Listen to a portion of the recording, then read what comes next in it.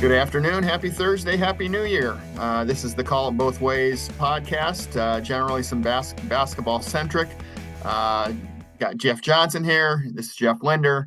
We'll talk a little bit about basketball here in a moment, but first of all, some sad news coming out of Cedar Rapids yesterday with the passing of former Jefferson football coach Jim Dostal. And kind of want your perspective, JJ. You knew him much better than I did. You covered him much more than I did. So, kind of tell us what you know about Jim and all that. Yeah. Happy New Year, everyone.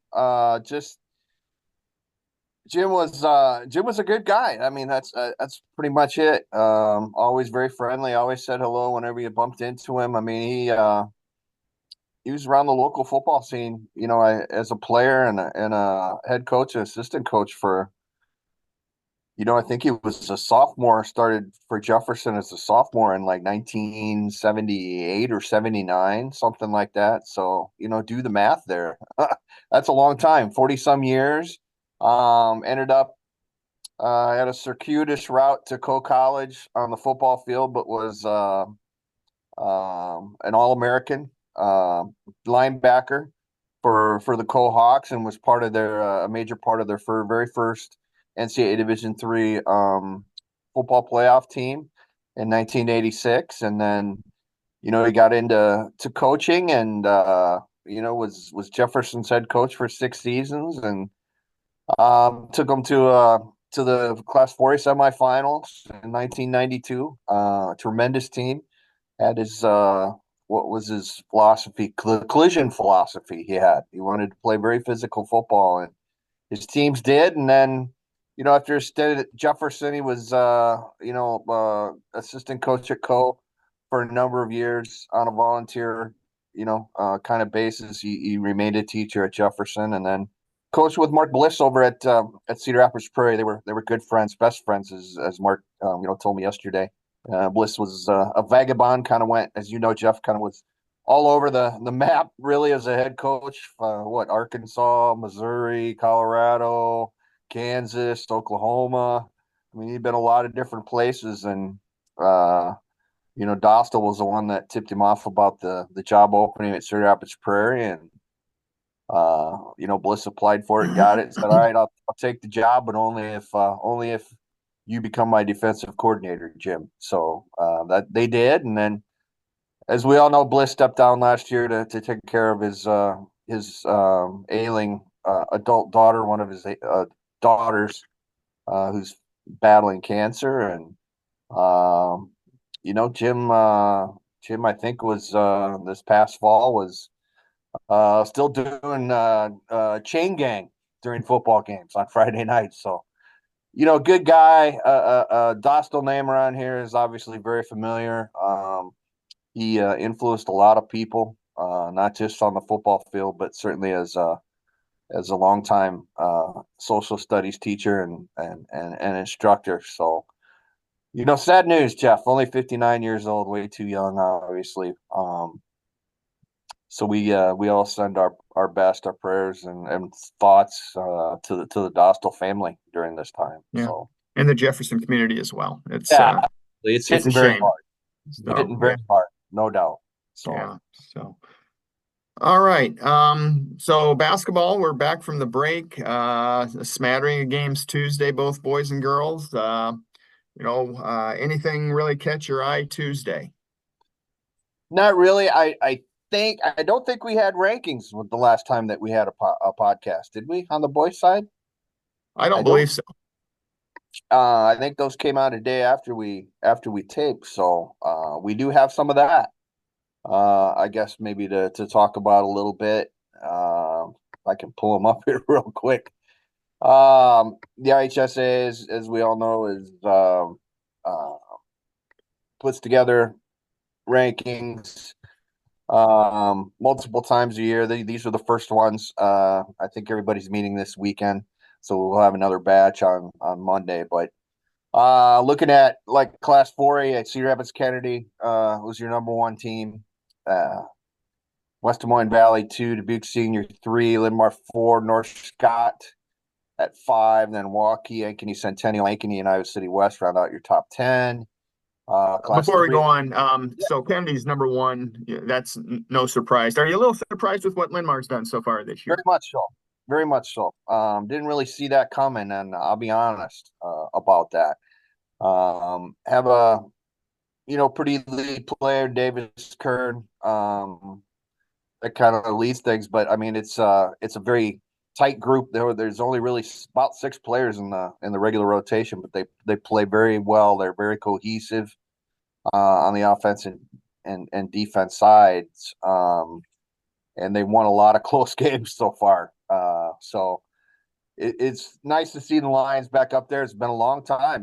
Marcus Page's senior year that Limar's been to the state tournament. So, we'll see. Obviously, a lot of basketball left to be played there, but Chris Robertson's done a real nice job with that group, and we'll see how they kind of progress as the season goes on. So, Great, great. Didn't mean to interrupt. Go no, ahead you're and fine. proceed with Fine. 3A. Yeah, 3A is really kind of as it was last year, very very interesting. A lot of moving parts here, and I think a lot of moving parts as we go forward. Decor is number one, and I think justifiably so. Undefeated, played very well. Um, as kind of dominated in most of their games, most of its games. So far.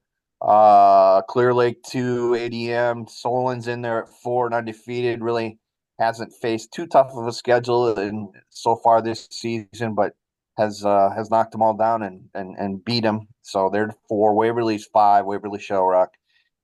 Sioux City Healing at 6. Xavier's up there at 7. Again, very tough schedule in the Mississippi Valley Conference. MLC Floyd Valley at 8. Assumption at 9. And Williamsburg checking in there at 10. And then Class 2A, you got, which always seems to be very Northwest Iowa heavy. West Liner, Western Christian, your top 2. Monticello undefeated in there at 3. Hudson 4. Carroll Kipper 5. Rolling Story 6. Underwood, Pella Christian, Grandview Christian, and Central Liner round out the top 10. And then Northland, we have 3 of the 4 number 1 teams in the state in our area. Northland number 1, Bellevue Marquette 2, Earlham 3, Madrid 4, South O'Brien 5, then Winfield Mount Union at 6, Keota 7, Lansing Key, which has been a real nice surprise, undefeated, beat 3A Waukon the other night in a close game. They're number 8, Remsen St. Mary's 9, and Linville Sully at 10. So probably a little bit of an adjustment on some of these in the next rankings on Monday. Not a whole lot of games since these came out, but I think we did have a couple of teams that saw that were beaten in the small amount of time that we had since these rankings came out, Jeff. So I the know girl. that. Go ahead. No, I was just gonna. You go ahead. You go ahead. Um, so next Tuesday, well, a week from next Tuesday, so it'd be the 16th, Mount Vernon and Solon play. I think that might be a double header. I don't think it's a home and home. It's at Solon. Girls, right now, Solon's ranked number 1 and Mount Vernon 2. So in 3A. So is that how are Mount Vernon's boys basically is what I'm asking. Is that will that be a pretty good matchup for the boys too? Because it's going to be a dandy on the girls' side. Yeah, probably not quite to the level of the girls' game, but Mount Vernon's got a nice team and a winning record, and geez, anytime those 2 schools play in anything, Yeah.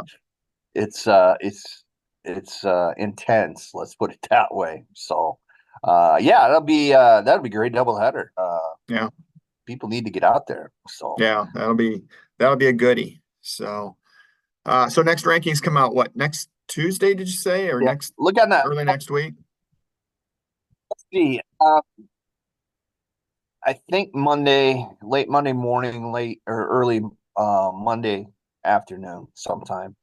4A, and again, full disclosure, I'm part of that voting committee. We do our thing at I think 9 o'clock on Mondays, and we're the last to go. Everybody else does theirs on like Sunday night. So yeah, sometime Monday for the Mhm. next rankings. We'll All see how right. things work out here this weekend. So the Is girls' that side, pretty I mean, much, it's no, go yeah. ahead. Is that pretty much two or three of the association guys and a media member or two or an Yeah, ex-coach or something like that? yeah. It's Jared Chiswick and Todd Tharp and Chris Cuellar from the association sit in on the meetings, and then it's one member of the media in each class and a couple of former coaches, and they've done a great job of attracting, you know, guys, good coaches, former coaches. I mean, you look at 4A, you got Kevin Skillett, uh, who former Bettendorf coach and now an administrator at the school. Justin Ohl at Waukee, who's now a middle school AD at Waukee Northwest. Then Chris Larson, who was a really good longtime coach at Dennis. Jim Ekoff, the legendary coach at Western Christian. Mm. He sits in on the 2A meetings. I mean, you got guys that know and who Yeah, care and who are tuned into it. And that's always very, very nice. So great, the great. girls' side, Lindy. I mean, Fridays are always the day. Thursdays. Thursday afternoon usually. I don't Okay, know if so the you'll have union's one. gonna. I don't know if the union's gonna come out with rankings today or if they're gonna wait another week. My guess is they'll probably have some today. Yeah. I don't think there will be much change. There's just kind of a smattering of games last Thursday and Friday, and a few on Tuesday. Or this past Tuesday, second. So, if there are, we'll get them posted here later today. So, anything coming up this weekend? I know the River Valley's got a girl shootout this weekend where it's kind of a north versus south thing, and Macokota on the girls' side. Anything really have your attention, whether it's tonight or Friday or Saturday? Yeah. I wanted to ask you about that actually. The boys did their thing last year, and the girls did not have a day long shootout, right? In the River Right. Valley. So it seems like they're kind of rotating. Yeah. Do you And like this idea? Because all the yeah, schools don't because play each other anymore in the conference. right, the River Valley's basically kind of, I wouldn't say it's split into two conferences now, but the North schools and the South schools are kind of becoming independent of themselves, and maybe this will be kind of a step in splitting it into two conferences in some point. But so I think what they did is they just kind of tried to find the best matchups between the top North team, the top South team, and then just kind of go layer by layer. I think Monticello and Regina play each other, and that should be a terrific game. Monticello's tied for the North Division lead, and I think Regina's pretty much. I don't think there's much argument that Regina's the best team in the South. So I like it, and I think it's a good way to kind of keep some of these interdivisional rivalries intact. Didn't know if it's inter or intra, but I think it's inter. So So that's pretty much all day, all night, right? What is yeah, I it? think it starts at 7 games? 9, 8:30 or 9 and ends at 8:30 or 9. It's I think there's 8 games. I think they brought in a couple of River Valley East teams. I think maybe Calumet Wheatland's playing, maybe Marquette, maybe North Cedar, Okay. two or three of those teams just to kind of fill that out. Okay. Very good. Yeah, Yeah. Tim Lambert did a great job on the boys' side, and I assume he's one of the main movers and shakers on the girls portion of this too, being the AD at Monticello. So I think it's a great idea. I really Yeah. do. Something kind of out of the box a little bit, but something that you can get all the schools together in one day. So Yeah, absolutely. on I Saturday think here, it's great. yeah, 100%. Yeah. Saturday here at the Powerhouse downtown, we've got the MVC CIML shootout, another all day, all night event. Starts at 10 a.m. and runs through. I think the last game is at seven games. I'll run down the schedule here real quick. 10 a.m. It's got Cedar Rapids Prairie against Southeast Polk, Iowa City Liberty, and Waukee Northwest. Follow that up. at approximately 11:30, and then we've got 1 p.m. matchup Pleasant Valley and Ames. Then it's Bettendorf and Ankeny at around 2:20 or 2:30, excuse me. 4 p.m. is Cedar Falls and Davenport Assumption. Then we've got Linn-Mar and West Des Moines Valley, which should be a really good game at 5:30, and then the event concludes with Cedar Rapids Kennedy and Waukee at about 7 o'clock. So really looking forward to that. That's John McCown, the Kennedy coach, did a great job of kind of putting this all together. They're going to have kind of a mini event of this later on in the season over in the central part of the state. It's tough, as you know, Jeff, when a lot of the schedule's already set for most of these schools to try and get everybody together. But I think it's a great idea. This is to kind of give people an idea, a better idea seating wise, who's better when you match up like your Central Iowa teams and your Eastern Iowa teams. And we've got some MAC participation, obviously, here too with Assumption, Pleasant Valley, Bettendorf, etc. So, really looking forward to that. It should be a real fun day of basketball down at the Powerhouse downtown, and I think you can pick up tickets online. Cheap plug, Ticketmaster.com, or just show up at the event. I'm sure they'll sell you a ticket, so it'll be interesting to see how that goes. Awesome. So. Great. Anything else going on? Boy, that's a good question. I got I'll plug another story here we got going in tomorrow. Went out New Year's Eve night at the Marion YMCA, actually. The Zach Bohannon kind of sent us an email to kind of tipping us off. The four Bohannon brothers, the four Bohannon basketball brothers, for 24 years, at least one of them somewhere, whether it was in the backyard at the family house or inside at the Nerf hoop or Carver Hawkeye Arena or Air Force Academy where Zach played or wherever, Wisconsin Fieldhouse, would always bring in the new year by getting up shots right at midnight, because their father Gordy always told them that they'd have good luck if they did that. So for 24 straight years, at least one of the Bohannon brothers would get up shots right at midnight, bring in the new year that way. And the 25th year, Zach wanted everybody wanted to kind of create an event. So he invited Linn-Mar youth players to the Marion YMCA if they wanted to come over, and they'd all shoot together right up until midnight. It was an event that lasted, I want to say 11 o'clock till 12:30. So I went over there, and they had about 50, 60 kids. And Zach Bohannon hopes this is something that can kind of build off of itself and maybe even become national someday. A good idea. Ring in the new year by shooting hoops right at midnight. So writing that up, that'll be a nice, hopefully a nice story. Coming online here a little bit later and in tomorrow's paper. So, you know what I was doing at midnight on New Year's Eve? Sleeping? I was sleeping. I wanted to be, but I had to stay up. About 10 o'clock it kind of hit, Jeff. That means we're getting old, right? That's right.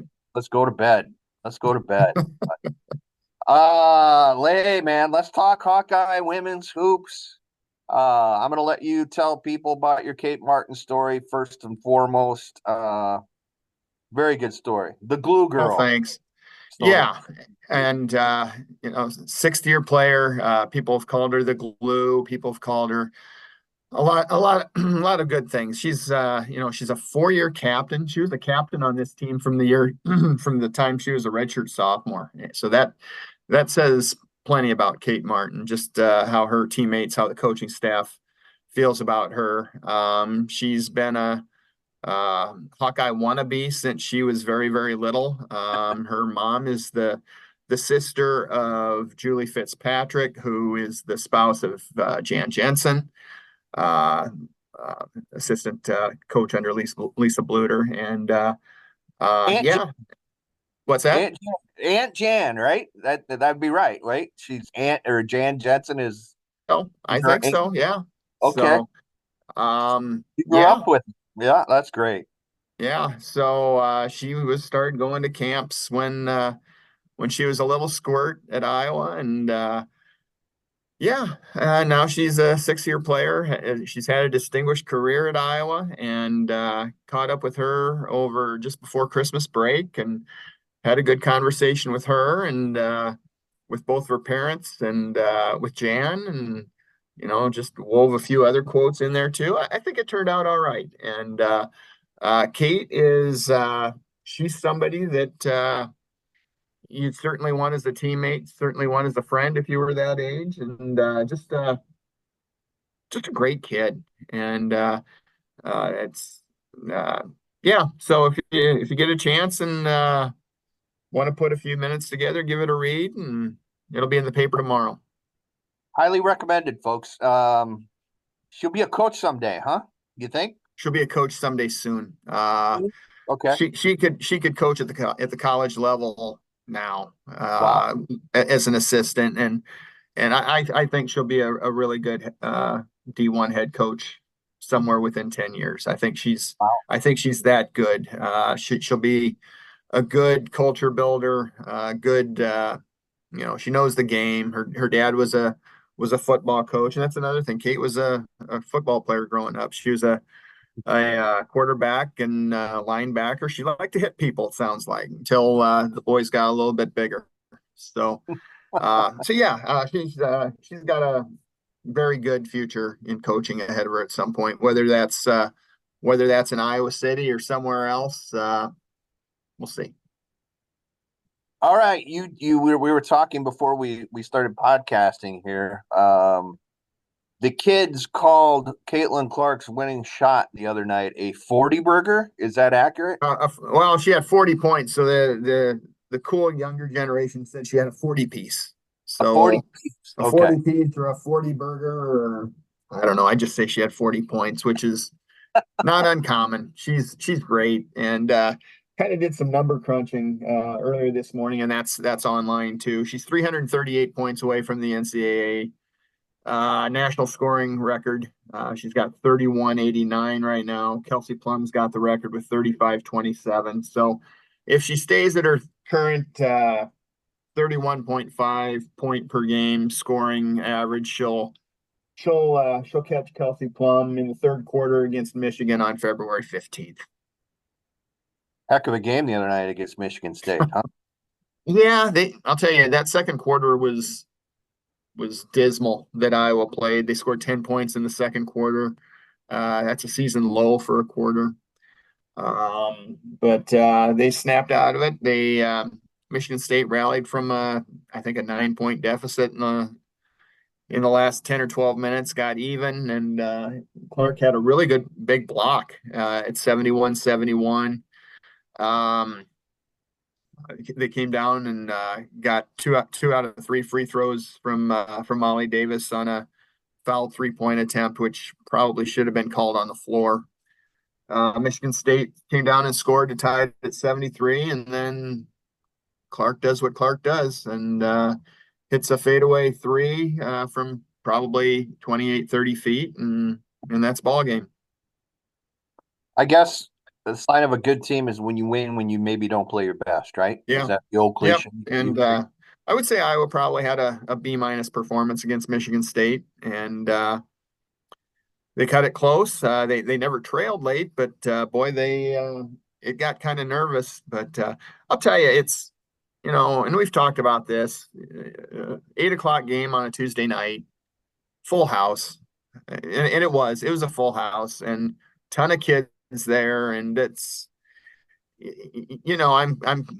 I'm kind of a curmudgeon, but you look at that and you just think, how is this happening here? It's happening here. It's happening in Iowa City, and it's really cool. And just to see a full place, a loud place. I mean, it's really neat. The only thing that's a shame is that there still isn't much of a student following. Is that right? Yeah, Even it's wow. there's what the student section is like for the men's games, and there just isn't one for the women's games. But it's a family atmosphere. A lot of young people there, and a lot of young families taking the Iowa women right now, and enjoy it while you can. We don't know if Caitlin's coming back for a fifth year or not, and it's at some point the show, as they call it at Iowa City, with the curtain will fall on it. But enjoy it while you can, because there's only, I don't know, 7, 8, 9 home games left. This how about this week for Iowa women, and if you don't mind, just tell us a little bit about the Big Ten race. And I mean, Yeah, obviously it's so early, but yeah. what do you see? Yeah, we're down to 4 unbeatens. Iowa's 3-0. Indiana, Michigan, Nebraska are 2-0. Indiana, Michigan play tonight. Nebraska's at Wisconsin. Iowa goes to Rutgers on Friday. I still think I think Iowa's the team to beat. Indiana's probably Indiana and Ohio State are probably the two biggest threats. But I expect Iowa to probably run the table at home. I'd say there's probably 4 road games that will be tough. If they could split those 4, I think they'll be in good shape and not stub their toe against somebody else. This weekend, Iowa play Sunday? They go to Rutgers Friday for a 5 Friday. o'clock Yeah, game, I'm sorry. and Rutgers is in last place in the Big Ten. They're 6-10 overall, and it's sold out. So, what does that say? So, The then Caitlin they go Clark to effect. yeah, that's what they call it, the Clark effect. Wednesday they're at Purdue, and then they host Indiana a week from Saturday. Okay. Okay. What do you got Friday night? I'll kind of have one eye on Iowa Rutgers to monitor that, and then I'm going to cover Western Dubuque and Washington. At Wash, Western Dubuque's off to a really nice start. They were 5-19 last year. I think they're 7-4. Really not a surprise. They were young last year, and they were close to being pretty competitive. And Washington's got 3 wins, but they're a much better team than they were last year. Pretty young, right? If I remember. Very young, very young. That's going to be in a couple of years. They're going to be pretty good. Very How good. about you? What do you have Friday? Let's see. Iowa City West at Cedar Rapids Xavier. So, Okay. it'd be the third time I think I've seen Xavier so far. Second time for West. It should be a very competitive game. Couple of pretty solid teams, obviously ranked in their respective classes, and then All right. Saturday will be Saturday will be hunkered. busy. Yeah, hunkered down at the powerhouse. So, All right, great. So, well, with that, I think we'll cut this short. Many thoughts here to the folks in Perry. That's still a developing story, and I think there's going to be another update coming up here. I think at 3. Hoping for the best news possible in a crappy situation out there. So, yes, 100%. yeah, and you always say it can't happen here, but it has, and uh, we'll just leave it at that. So, thanks for joining us, and we'll be back next week. And have a good week.